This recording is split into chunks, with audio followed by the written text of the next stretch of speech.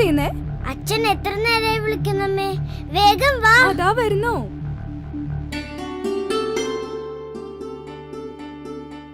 എവിടെയാടി നിന്റെ അമ്മ? രേഷ്മ, രേഷ്മ. ആ ഇറങ്ങി.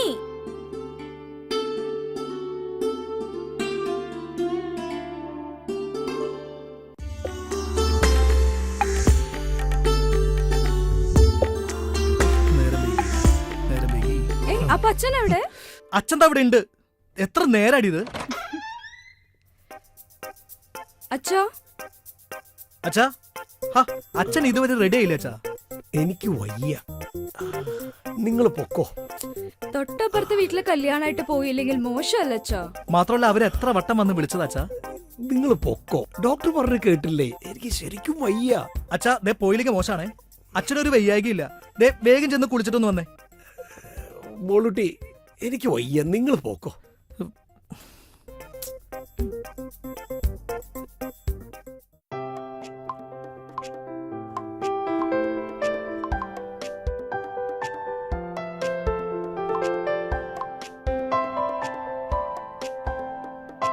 വിളിച്ചുമ്പോ തന്നെ മൊബൈലിൽ കളിച്ചിരിക്കല്ലേ? പോണ്ടേ?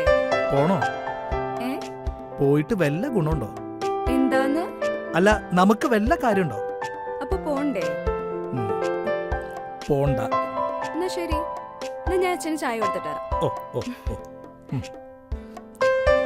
അല്ല, പോണോ? വേണ്ട അല്ലേ? വേണ്ട. ഓക്കേ.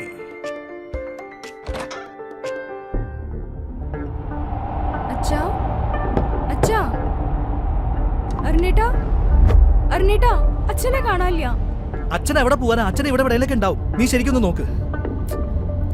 അച്ഛാ, അച്ഛാ, അച്ഛാ, അച്ഛാ, അച്ഛാ, അച്ഛാ. അമ്മ ഒന്ന് വേഗം വാ.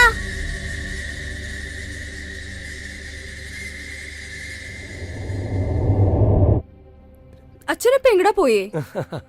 അച്ഛന്റെ വയ്യാകൊക്കെ ഇപ്പൊ മാറിയോ?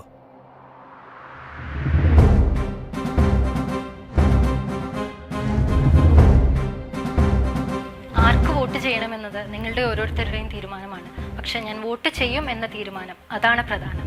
നമുക്ക് പലരിൽ നിന്നും നല്ലതും മോശവുമായുള്ള പല അനുഭവങ്ങളും ഉണ്ടായിട്ടുണ്ടാകും. പക്ഷെ അവയൊന്നും തന്നെ വോട്ട് ചെയ്യുക എന്ന നമ്മുടെ ഉത്തരവാദിത്തത്തിൽ നിന്ന് നമ്മളെ വിലക്കാൻ അനുവദിക്കരുത്. വോട്ട് ചെയ്യുക എന്നത് നമ്മുടെ അവകാശം മാത്രമല്ല, രാജ്യത്തോടുള്ള കർത്തവ്യം കൂടിയാണ്. ഇന്നാണ് നമ്മുടെ ദിവസം, അവർ ഡേ.